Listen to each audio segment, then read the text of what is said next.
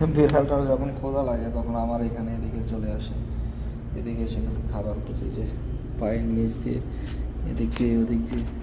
কিরে আহ, এদিকে আয়, আহ, এই যে চলে আসতেছে আবার।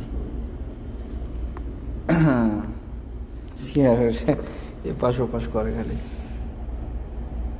খাবি? ক্ষুধা লাগছে?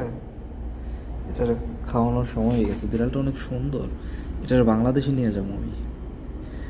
অবশ্য বাংলাদেশে নেওয়ার জন্য কিছু ফর্মালিটি মেনটেন করতে হবে, পাসপোর্ট বানাতে হবে। খুবই সুন্দর এটা, তাই না?